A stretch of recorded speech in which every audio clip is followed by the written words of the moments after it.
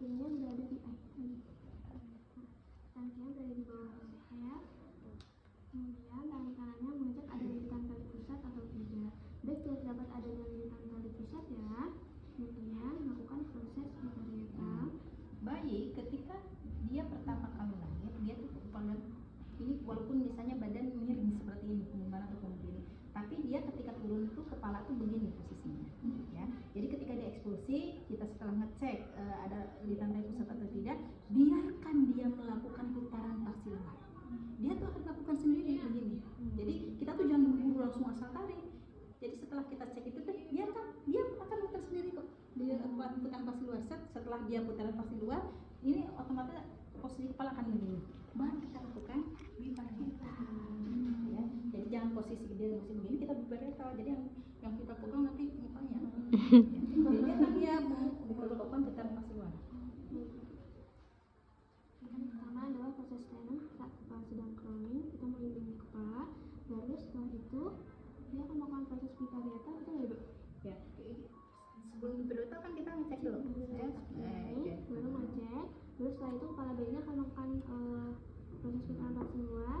Kita melakukan tangannya biparieta. Baru setelah itu melahirkan bahu dari atas ke bawah. Oh ya. Ya, kalau kita melahirkan bahu depan, berarti posisinya kita tariknya ke bawah sampai nanti nih ibaratnya kalau ini adalah lupa bagiannya gini ya, sok tarik terus bawah sampai muncul bahu. Nah setelah bahu muncul seperti ini, baru ke atas sambil dilihat di area bawah sini kan nanti dia akan terlihat juga keluar bahu. Nah seperti ini. Lalu sini kita melakukan sanggah dan susu.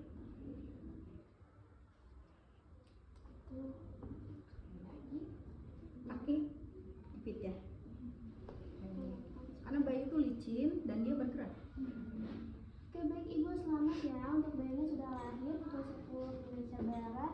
Kemudian untuk bayinya menangis kuat, lahir secara spontan, terus otot aktif. Sambil mengevaluasi, sambil badan bayi dikeringkan supaya dia juga tidak terlalu kedinginan dengan cairan.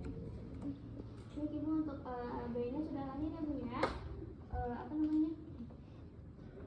Kulitnya kemerahan, terus ototnya aktif. Kemudian jenis kelaminnya laki-laki ya Bu. Oke, selamat ya Bu ya. Baik, setelah itu saya akan melakukan proses menyuntikkan oksitosin. Mengeringkan dulu, setelah kering, yang basahnya diangkat kainnya. Jadi pada saat kita ngecek janin kedua, penyuntikan si bayi sudah dengan kain yang baru, yang kering.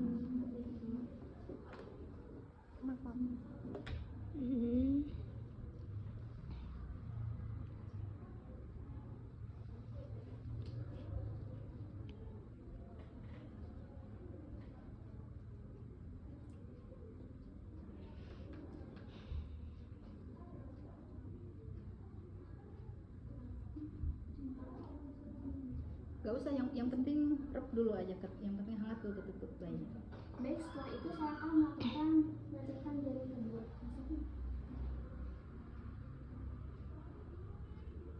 Kemudian melakukan pengecekan di area uterus.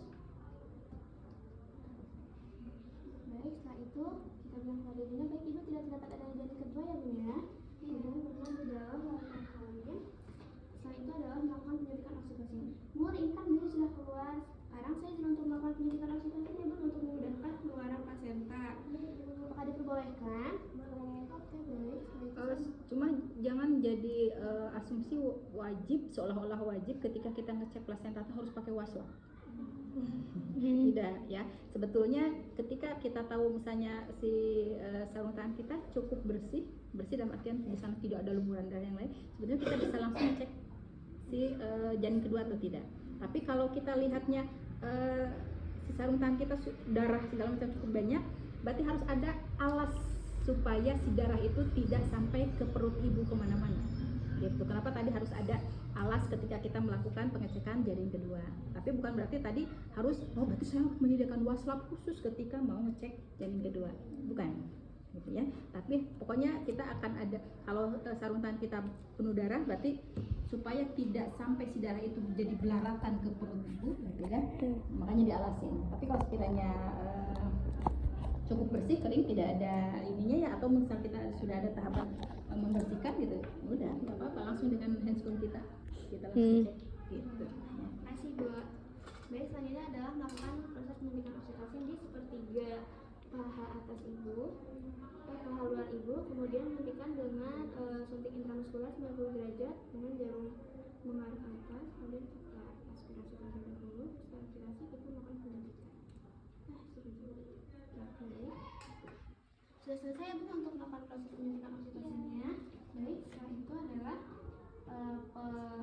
pemotongan dari pusat.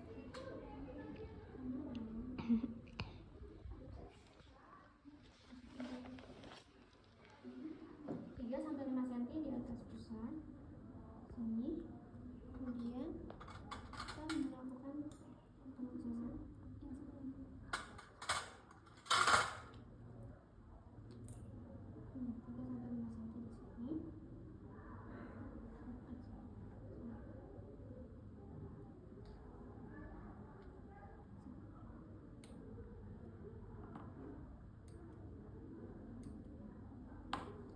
Di area yang agak tipis biasa agak susah.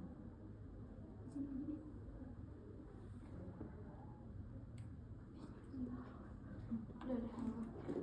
baru setelah itu adalah melakukan penguntingan kali pusat.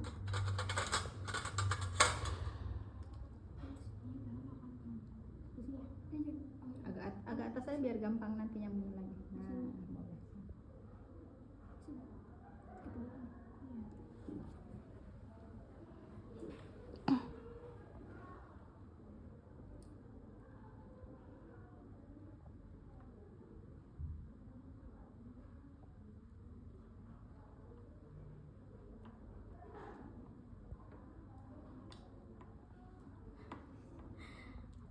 Udah, setelah selesai baru saya lepaskan.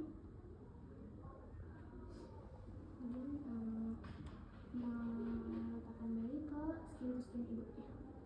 IMD ya. Dan melakukan inisiasi menyusui dini. Baik Bu, ini bayinya boleh dilakukan menyusui dini ya. Biarkan saja untuk melakukan pencetak terlebih dahulu. Terima kasih Bu ya. Kalau memungkinkan pakaikan topi bayinya ya pada saat IMD. Oke, sampai situ saja kalau 2 ya. Yeay.